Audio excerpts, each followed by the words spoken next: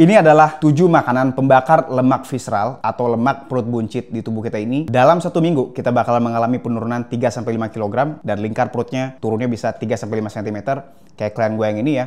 Itu dalam 1 bulan dia lakuin, walaupun dia perempuan, kadar hormon testosteronnya tidak setinggi laki-laki ya, dan dia mengalami menstruasi, ada naik turun hormon, berat badan juga bakalan naik pada saat menstruasi hari pertama gitu ya. Tapi dia tetap bisa turunin visceral fatnya, lingkar perutnya turun sebanyak 19 cm.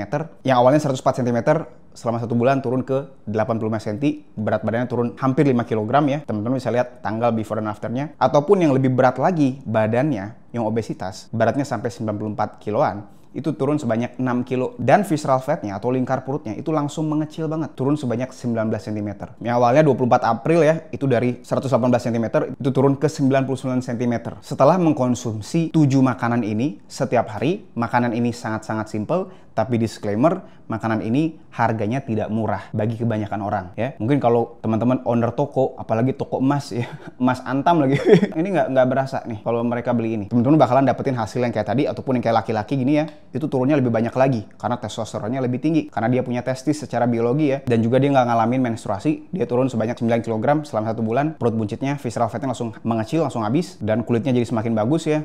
Ataupun yang satu lagi turun 10 kg dan lingkar perutnya juga turun banyak. Ataupun kayak gua gini yang awalnya 30% kadar lemaknya, mukanya berjerawat, cabi, gua bisa kira turun dengan makan 7 makanan ini aja, itu ke kadar lemak 15% kayak gini juga. Banyak juga followers kita yang udah nerapin juga, ada yang turun 40 kilo nih laporan ke gua selama 3,5 bulan, dan dia yang awalnya perutnya buncit, visceral fat tinggi, itu otot perutnya udah mulai muncul. Nah, apa aja makanannya kita langsung bahas aja. Nah, kalau misalnya teman-teman udah mencoba diet dan mau hilangin lemak visceral, tapi seminggu nggak turun-turun, sebulan apalagi, nggak ada progres, berat badan nggak turun. Diet semua dicoba, tapi nggak turun-turun. Kenapa? Karena teman-teman nggak mengkonsumsi 7 makanan ini, atau salah satu dari makanan ini setiap hari sampai kenyang. Catatan juga ya, jangan kebanyakan juga teman-temannya. Kayak misalnya bumbu manisnya, atau karbohidratnya, nasinya, atau misalnya gorengannya, snacknya gitu, kita juga mau batasi juga. Kita mau makan 7 makanan ini sampai kenyang. Atau salah satu dari 7 makanan ini ya, 2-3 kali sehari, oke? Tapi yang paling utama adalah 3 makanan terakhir ya. Itu yang paling utama, yang dimakan sampai kenyang. Kalau yang lain nggak perlu dimakan sampai kenyang, atau nggak perlu dimakan setiap hari, yaitu adalah telur. Oke, makanan yang paling pertama. Jadi telur itu, buat teman-teman yang nggak tahu, itu kaya banget nutrisinya, proteinnya tinggi, karbohidratnya ada sedikit ya, 1 graman di 1 telur. Lemaknya juga sehat, oke? Tergantung telurnya nih. Kalau telurnya omega 3 tinggi,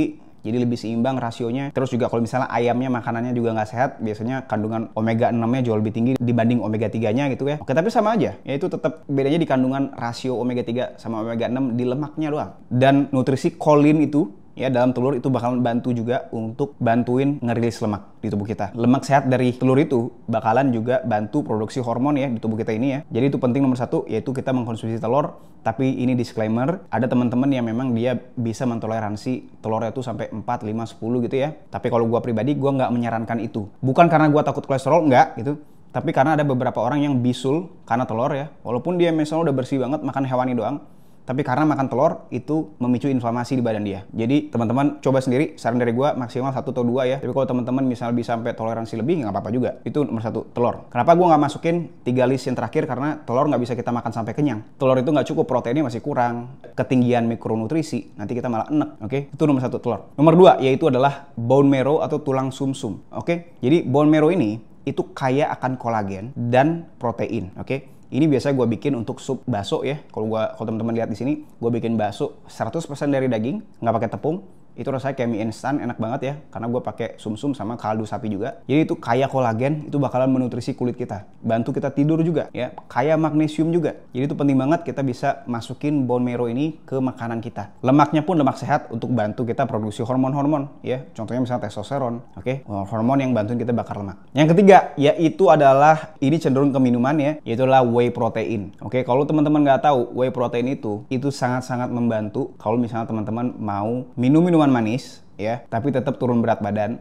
dan juga proteinnya tetap tinggi pak. Jadi kalau misalnya gue nih lagi lapar malam-malam tapi gue udah makan besar, gue biasanya minum whey protein, dan itu tidak akan mengganggu tidur kita karena proteinnya tidak terlalu tinggi setinggi makanan besar.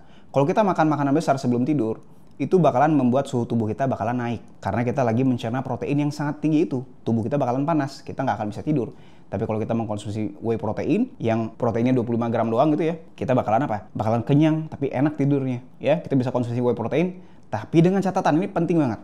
Di Indonesia ini ya, whey protein ini itu sedang lagi marak-marak kontroversi ya. Kenapa kontroversi? Karena labelnya 25 gram protein, karbohidratnya labelnya 0, gulanya 1 gram. Tapi ternyata ketika dicek lab, itu gulanya 10 gram lah. Proteinnya cuma 7 gram bahkan ya. Ada tuh, sempet dulu ya. Atau sekarang mungkin nggak tahu. Makanya gue hati-hati banget milih whey protein. Jadi kita bisa pakai whey protein ya untuk kita jadiin konsumsi sehari-hari. Tapi ingat, bukan sampai kenyang ya. Ini bukan yang utama nih. Whey protein ini bukan yang utama. Tapi itu membantu banget ketika kita pengen yang manis. Terutama juga Kak cari pemanis buatannya itu yang alami, yang stevia ya. Jangan pemanis buatan terus banyak pewarna segala macam, jangan. Makanan keempat, kita bisa coba udang ataupun cumi. Oke, tapi ingat, udangnya jangan pakai bumbu manis. Ya, kalau kita pakai bumbu manis, nafsu makan kita naik, yang ada kita malah kalori surplus. Ingat, karena esensinya udang itu sebenarnya dia karbohidratnya 0, dia nggak naikin gula. Tapi kita racunin sama apa? Sama bumbu manis. Ya, kita racunin sama minyak yang nggak sehat, kalorinya jadi tinggi. Kita racunin misalnya sama nasi yang seabrek banyak, gitu ya. Itu yang nggak bagus. Cumi misalnya juga, itu yang nggak bagus. Kita racunin sama tepung, ya. Jangan. Jadi kalau misalnya teman-teman pakai tepung dan teman-temannya yang nggak sehat, ya jangan dimakan. Tapi kalau murni, pakai garam gitu ya, pakai rempah-rempah, itu masih sangat aman. Nggak akan naikin trigliserida, tenang aja. Nah, sekarang kita masuk ke 3 makanan utama yang kita bisa makan sehari-hari sampai kenyang. Dan nggak akan ada masalah. Yaitu adalah yang pertama, ikan. Oke? Terutama ikan yang tinggi omega 3. Contohnya misalnya ikan tuna, ya, ataupun bahkan salmon, ataupun ikan-ikan lokal, tenggiri kayak gitu, itu semuanya bagus banget. Cuman memang ikan ini dia kurang mengenyangkan dibandingkan dengan nanti 2 makanan terakhir ini ya. Karena kenapa ikan ini kurang mengenyangkan? Dia proteinnya memang dia tinggi, tapi lemaknya sedikit banget. Jadi kurang mengenyangkan, kurang puas kita makan ikan. Kalau kita dietnya ikan doang gitu ya. Oke, tapi kita patut juga kasihin ikan supaya kita punya variasi. Oke, nah ini 2 makanan super. Yang terakhir yang kita bisa jadikan makanan sehari-hari. Oke, kita bakalan kenyang lebih lama. Nomor 6 apa? Yaitu adalah ayam, tapi khususnya ayam kita mau paha ayam.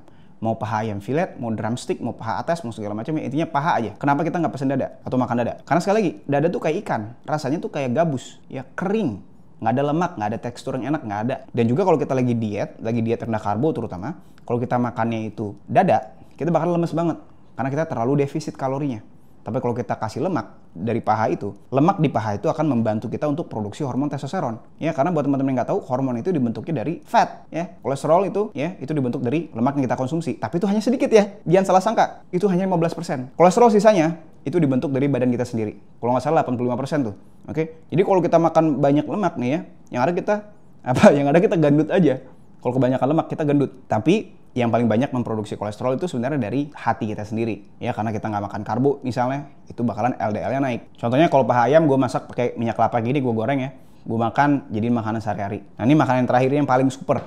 Ini dia mineralnya lengkap, 1. Mikronutrisi lengkap, itu 2. Yang ketiga, proteinnya juga tinggi banget. Dan juga dia sangat mengenyangkan, ya. Dia juga iron, ya, heme ironnya tinggi. Jadi kita kalau latihan itu kita banyak banget tenaganya, oksigen di darah banyak ya. Karena ironnya paling tinggi dibandingkan semua hewan ya. Yaitu apa? Yaitu daging merah, ya, daging kaki 4. Contohnya misalnya sapi, kambing. Wah, itu udah paling super. Udah nggak ada lagi daging yang lebih baik dibanding itu. Oke? Teman-teman bisa lihat di layar ya, itu proteinnya tinggi, karbohidratnya 0, lemaknya kita bisa atur ya, kita bisa pisah gitu ya, biar nggak kebanyakan gitu. Tapi kita perlu juga lemaknya, jangan lu buang semua gitu. Perlu, tapi jangan kebanyakan juga. Proteinnya sampai kenyang, kebanyakan sampai mampus, terserah lu dah, sampai muntah ya nggak apa-apa.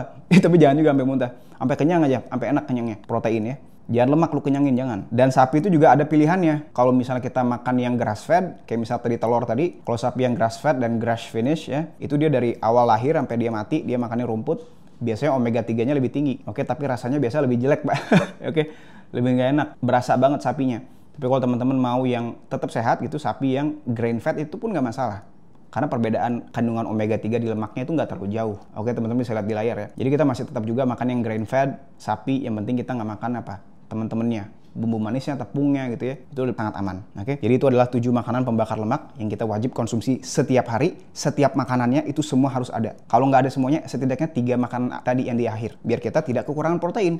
Karena buat teman-teman yang nggak tahu ya, kalau kita mengkonsumsi protein, kita bakal meningkatkan metabolisme tubuh kita. Karena 30% dari total kalori protein itu, ya teman-teman bisa lihat di layar ya, 30% dari total energinya kita bakalan pakai untuk mencerna protein tadi, untuk kita convert menjadi rambut kita, kulit kita, kuku, tulang, dan fungsi organ lainnya ya. Jadi kalau kita mengkonsumsi protein, justru kita malah lebih gampang kalori defisitnya.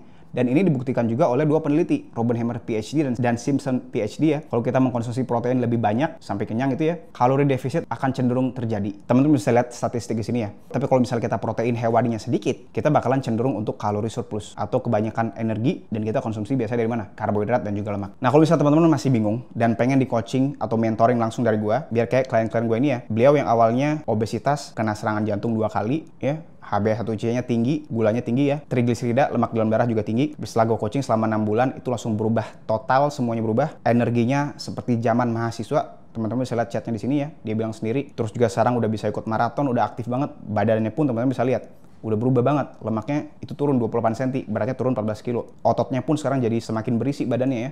Jadi nggak kurus ceking, nggak. Tapi malah jadi gagah. Ataupun satu lagi, yang awal obesitas ya, itu selama 4 bulan aja gue bantu. Walaupun beliau di Amerika, gue di Jakarta gitu ya, dia berhasil turun sebanyak, teman-teman bisa lihat 15 kilo di sini ya. Dan lingkar perutnya juga turun sebanyak 23 cm. Gue bakalan bikinin program dietnya mau di rumah ataupun di luar. Di rumah cara masaknya gimana, menu-menu makanannya, apa yang wajib kita konsumsi dan apa yang wajib kita stop dulu sementara. Gimana kalau kita lagi cheating, istirahat dari diet gitu, dan tetap turun berat badan. Kalau kita lagi di restoran ataupun pesan Uber atau ojek online, itu pesannya apa. Termasuk juga program latihan di rumah ataupun di tempat gym. Itu rutinitasnya ngapain aja setiap harinya. Latihan beban dan kardionya ngapain aja. Gue bakalan bikinin itu semua, dan kita bakalan ada meeting mingguan untuk memastikan progres kita tuh dengan efektif turun terus. Lingkar perutnya berat badannya 3-5 cm ya, berat badannya 3-5 kilo juga ya minggu pertama ya, sehingga kita jadi lebih termotivasi dan kita jadi lebih konsisten dietnya. Kita nggak akan gagal-gagal lagi dietnya, oke? Dan ketika kita udah ideal, kayak misalnya klien-klien gue tadi ya, kita bakal bisa memperkenalkan lagi nih makanan-makanan yang kita ibaratnya stop sementara ya, yang gue bahas di video yang ini, oke? Sekali-sekali, tapi jangan dulu tiap hari, misalnya sebulan sekali, 2 bulan sekali. Terutama buat teman-teman yang keadaannya lagi urgent banget nih, misalnya punya diabetes, HbA1c tinggi, lingkar perutnya di atas 90 cm, karena menurut Kemenkes itu bahaya. Itu termasuk dari sindrom metabolik yang ngebikin kita kena serangan jantung, stroke, dan juga penyakit metabolik lain. Kalau cewek di atas 80 cm itu. Nah, jadi kalau misalnya teman-teman tertarik, teman-teman bisa langsung daftar aja di link di deskripsi ataupun di link di kolom komen.